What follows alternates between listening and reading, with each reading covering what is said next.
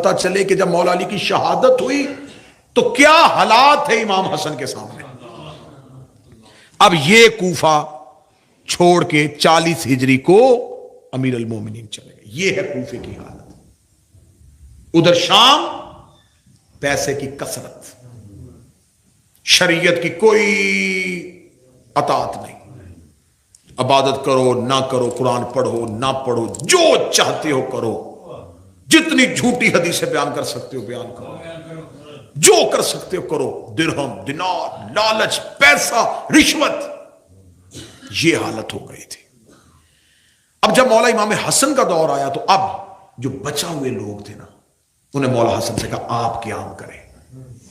مولا حسن نے فرمایا کہ اگر تم میرے بابا علی کا ساتھ دے دیتے تو مجھے قیام کرنے کی ضرورت نہ پڑتی. مجبورا نہیں آپ قیام کریں، آپ قیام کریں. علی نے جمل بھی نتیجے پہ آئی تھی، سفین بھی نتیجے پہ آئی تھی. اب آپ ایک دفعہ آپ چلیں. 40,000 لوگوں نے بیعت کی مولا حسن کی. تو جب مولا حسن نے کہا چلو پھر نکلتے ہیں جنگ کے لیے، کتنے لوگ گئے؟ 12,000. آدھے رستے میں جا کے قیس بن سعد بن عبادہ انصاری 6,000 کا لشکر لے کے امام حسن سے الگ ہو گیا. اس نے کہا میں پہلے جاتا ہوں. ادھر سے اس نے شام سے ضحاک ابن قیس کو 1.5 لاکھ کا لشکر دے کے بھیج دیا. کہاں 1.5 لاکھ، کہاں 6,000. 4,000 کا لشکر مولا حسن کے ساتھ تھا. مولا امام حسن 4,000 کا لشکر لے کے بیٹھے تھے، یا ایک ملعون سنان اس نے آ کے مولا امام حسن سے تکرار کی کہ تو کیوں نہیں میدان جنگ میں جا رہا. یہ چاہتے تھے کہ حسن میدان میں جا اور حسن شہید ہو. اس بدبخت نے مولا حسن کی ران پہ نیزہ مارا. مولا حسن کے لشکر میں مولا امام حسن کی ٹانگ زخمی ہو گئی. زخمی حالت میں امام حسن مدائن چلے گئے. مدائن کیوں گئے تھے؟ اب سوال کرو. مدائن میں مختار کا چچا گورنر تھا. اب مجلس کا آج کا ٹچ آئے گا اور پھر اگلی مجلس سے مختار پہ چلی جائے گی. کوفہ کا، مدائن کا گورنر مختار کا سگا چچا سعد جو تھا، یہ مدائن کا گورنر تھا. اسے ہر دور کی حکومت نہیں ہٹا سکی. کیوں؟ قبیلہ بنو سکیف بہت زیادہ تھا اور مدائن کے گرد و نواح میں ان کی کثرت تھی، جن کی وجہ سے یہ مختار کے چچا کو نہیں ہٹا سکتے. جب مختار کے چچا کو خبر ملی کہ امام حسن کے ساتھ کوفے والوں نے بھی بے دغا کر دیا ہے اور امام حسن کو رستے میں چھوڑ دیا ہے، اس نے جلدی سے امام کو پیغام بھیجا کہ مولا جلد از جلد آپ مدائن تشریف لے آئیں، میں آپ کا تحفظ کروں گا. امام حسن مدائن پہنچ گئے. ادھر امام حسن مدائن پہنچے، ادھر حاکم 1.5 لاکھ کا لشکر لے کے آیا تھا. جو 6,000 کا دستہ جنگ کرنے کے لیے گیا تھا اس نے لمحوں میں خریدا، اپنے ساتھ ملا دیا. اب 4,000 ہے. 4,000 کے ساتھ امام حسن 1.5 لاکھ کے ساتھ کیسے جنگ کرے؟ لیکن ایک بات یاد رکھیے گا، مخلص 72 بھی ہو تو امام قیام کر دیتا. امام کی نظر تعداد پہ نہیں ہوتی. 72 بھی امام کو مل جائیں. امام حسن کے سامنے آ کے عامر بن ربیہ نے کہا تھا مولا آپ کیوں نہیں جنگ کے لیے نکل رہے؟ مولا نے فرمایا 9 مخلص مل جائیں، 9 مخلص مل جائیں، میں جنگ کے لیے نکل جاؤں. اس نے کہا مولا 9؟ یہ 3,500 بندہ باہر بیٹھا ہے. مولا فرمایا جا ان سے جا کے کہے حسن لڑنے کے لیے نکل رہا ہے، اور حسن کہہ رہا ہے جس نے میرے ساتھ جانا ہے سر کے بال منڈوا کے آؤ.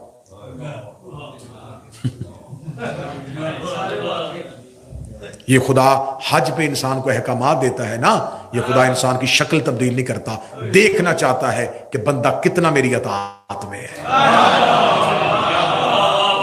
کیونکہ انسانی فطرت ہے، یہ انسان کے لیے مشکل ترین فیصلہ ہے. جب امام حسن نے کہا نا جا عامر بن ربیہ سے جا لے کے آ، تو واپس آیا تو اپنا ہی سر منڈا ہوا تھا. آ کے کہنے لگا مولا میرے علاوہ کوئی یہ کام کرنے کو تیار نہیں. امام نے کہا تیرے جیسے 9 ہوں میں قیام کروں. دوسری بات ذہن میں رکھیے گا، امام کی نظر جنگ پہ نہیں ہوتی، جنگ کے بعد نکلنے والے نتیجے پہ ہوتی. بس یہ آج کی مجلس کا سب سے قیمتی جملہ ہے. امام کی نظر جنگ پہ نہیں ہوتی، جنگ کے بعد نکلنے والے نتیجے پہ ہوتے ہیں.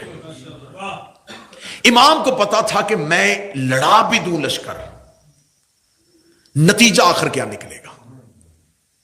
امام اگر وہ نتیجہ جنگ کرنے کے بغیر نکل رہا تھا تو امام نے کہا کہ اب جنگ نہیں ہوگی۔ کیوں؟ انہوں نے ادھر سے کاغذ قلم بھیج دیا تھا مہر لگا کے، حسن کو مرضی کی شرطیں لکھ۔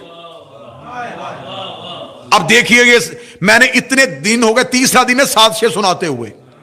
اب اگر امام حسن کاغذ قلم واپس بھیج دیتے نا، آج مورخ لکھ دیتا وہ رضامند تھے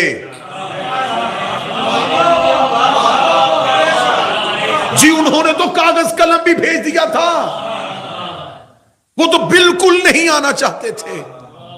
امام حسن نے کیا کیا؟ امام حسن نے کہا لاؤ کاغذ قلم، اب میرے بادشاہ کی جنگ شروع ہونے لگی۔ ڈاکٹر صاحب تشریف فرما، میں ان کی موجودگی کا فائدہ لوں۔ کوئی بندہ ڈاکٹر کے پاس جائے اور جا کے کہے کہ جناب مجھے بیماری ہے، وہ تشخیص کرے، تشخیص کرنے کے بعد دوا لکھ دیتا ہے، اس کے ہاتھ پکڑا تھا دوا استعمال کر۔ وہ کاغذ والی دوا کافی دیر استعمال کرتا ہے، افاقہ نہیں ہوتا، واپس آ کے کہتا کہ مجھے افاقہ نہیں ہو رہا۔ وہ دوبارہ دیکھنے کے بعد کہتے ہیں کہ نہیں، مرض بڑھ گیا ہے، اب آپریشن کرنا پڑے گا۔ قصور ڈاکٹر کا نہیں، مرض مختصر ہو تو دوا لکھی جاتی ہے، مرض بڑھ جائے تو آپریشن ہوتا ہے۔ آپ نہیں سمجھ سکے، میں جملہ ریپیٹ کرنے لگا، مرض مختصر ہو تو دوا لکھی جاتی ہے، مرض بڑھ جائے تو آپریشن ہوتا ہے۔ حسن کے دور میں مرض مختصر تھا، شرطوں والی دعا لکھ دی۔ کربلا میں بڑھ گیا تھا، حسین مشن کے لیے آ گیا۔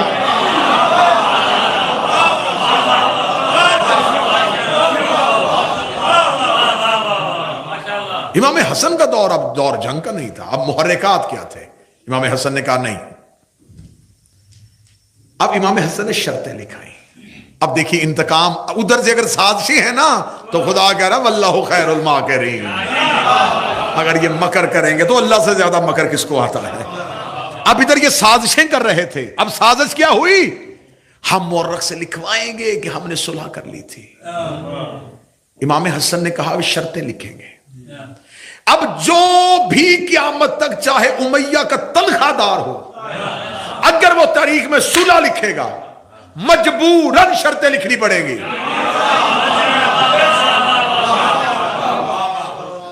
وہ یہ نہیں لکھے گا صلح ہو گئی، وہ لکھے گا شرائط پر صلح ہو۔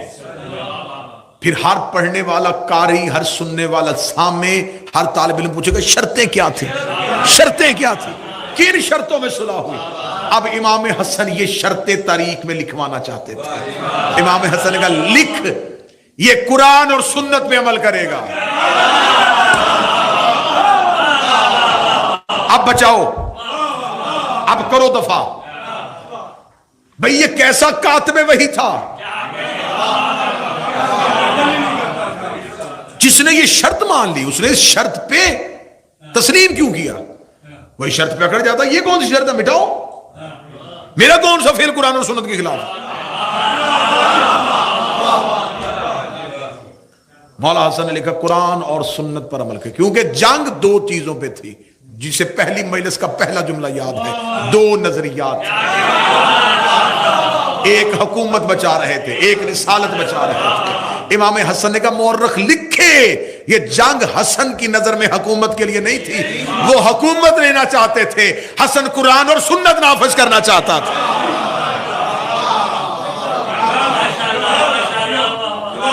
آج کے بعد قرآن اور سنت پہ عمل ہوگا۔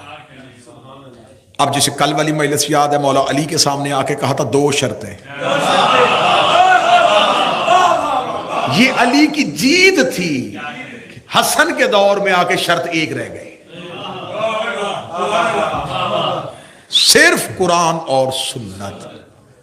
حسن نے اپنے آپ کو خلیفہ بلا فصل کر لیا،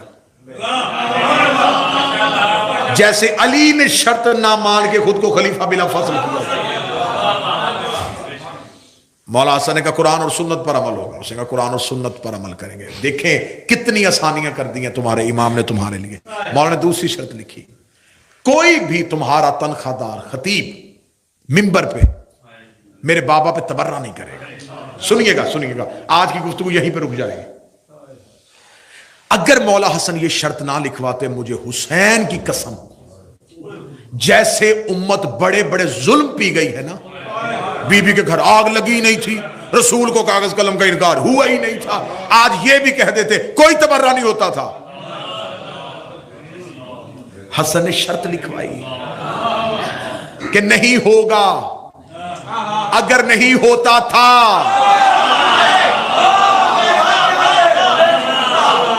بھئی, اگر نہیں ہوتا تھا تو شرط کیوں لکھی گئی؟ شرط بتا رہی ہے ہوتا تھا. تو حسن کو اب شرط کے بعد والے حالات نہیں, حسن پچھلا پردہ اٹھا رہا تھا تاکہ مورخ لکھے پیچھے ان کا کردار کیا کیا تھا. نتیجہ دیکھیں, جنگ ہو رہی ہے, نتیجہ چاہیے تھا نا. حسن نتیجہ نکال رہے ہیں. حسن لڑنے کے بعد کیا فیصلہ ہونا تھا کہ ہم نے اس لیے مارا ہے کہ یہ قرآن پہ عمل نہیں کرتا تھا, ہم نے اس لیے لشکر لے کے یہ سنت پہ عمل نہیں کرتا تھا, ہم اس لیے جنگ کر رہے تھے کہ میرے بابا علی کے خلاف بولتا تھا. حسن نے دونوں شرطیں اس کے دستخط کے ساتھ لکھوائی. اس نے دستخط کی ہے کہ میں یہ دستخط نہیں تھی, میں تو بلکہ اپنی خطابت میں جملہ کہہ رہا ہوں کہ یہ کاغذ پہ سیاہی نہیں, حسن اس کے چہرے پہ مل رہا ہے. ہائے ہائے ہائے, یہ سیاہی اس کے چہرے پہ ملی جا رہی تھی. قرآن و سنت پر عمل ہوگا. میرے بابا پہ کوئی, اب مورخ کو لکھنا پڑ گیا, اب لکھا نہیں کہ مورخ نے, مجبوری تھی. سورہ نہ لکھتے تو کیا لکھتے؟ سورہ لکھنی پڑی تو شرطیں لکھنی پڑی, جب شرطیں لکھنی پڑی تو پھر مانا. ابن خلدون نے لکھا, سیوطی نے لکھا, شبلی نعمانی نے لکھا, آج کے دور کا انجینئر محمد علی مرزا تک مان گیا. ہاں جی سب کچھ ہوتا تھا. 90 سال تک مسلسل, 90 سال مسلسل ممبروں پہ باقاعدہ نام لے لے کے. آج ہمیں کہتے ہیں نام لے کے تبرہ نہ کرو, کل حسن کی شرط مان لیتے, آج ہم بھی نہ کرتے.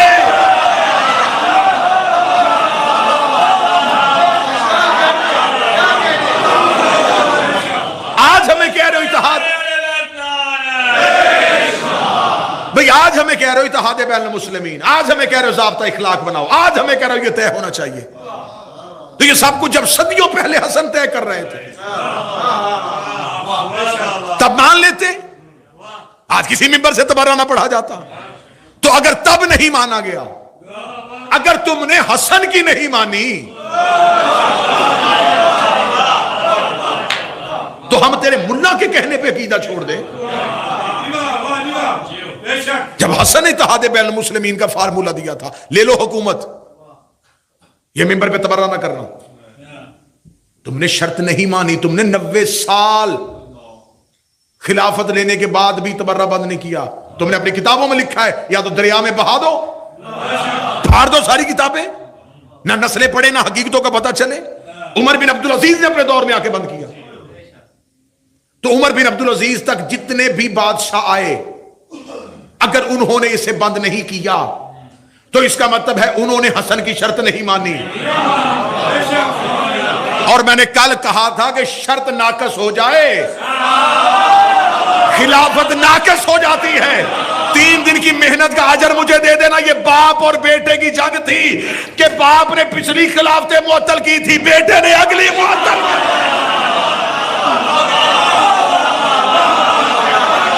یہ تھی باپ اور بیٹے کی جنگ.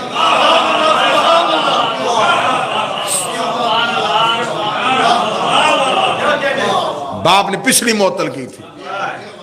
اسے کہتے ہیں حکمت امام, اسے کہتے ہیں تدبر الہی, اسے کہتے ہیں انتقام قدرت. تو اگر جب امام حسن نے کہا تھا اگر ممبروں پہ علی پہ تبرہ ہوتا رہا ہے تو حضور جو گیند دیوار پہ ماری جائے وہ واپس آتی ہے. صدائے باز گشت و گونجتی ہے, عمل کا رد عمل تو ہوتا ہے. اب برداشت کرو, 90 سال ہم نے بھی کیا تم نے علی جیسے امیر المومنین، لیکن وہ امام تھے، وہ حکمت امام تھی۔ امام حسن کے سامنے کھڑا ہو کے ایک بندہ مولا علی کو گالیاں دے رہا تھا، سامنے کھڑا ہو۔ جب وہ گالیاں دے کے چپ ہو گیا نا، مولا حسن دے کے کہتے پیاس لگی پانی پلاؤں، بھوکا ہے کھانا دوں؟ وہ مولا حسن کی طرف دیکھ رہے، مولا کہتے مدینے میں رہنے کی جگہ نہیں، بستر دوں؟ گھر جانے کے لیے سواری نہیں ہے، سواری دوں؟ تیرے پاس کوئی زیادہ راہ نہیں ہے، تجھے زیادہ راہ دوں؟ ابھی تک تو یہ صرف دیکھ رہا تھا کہ شاید حسن مجھے حکمت سے گھیر رہا ہے، اگلی سطر پہ امامت نے اپنی شان دکھا دی۔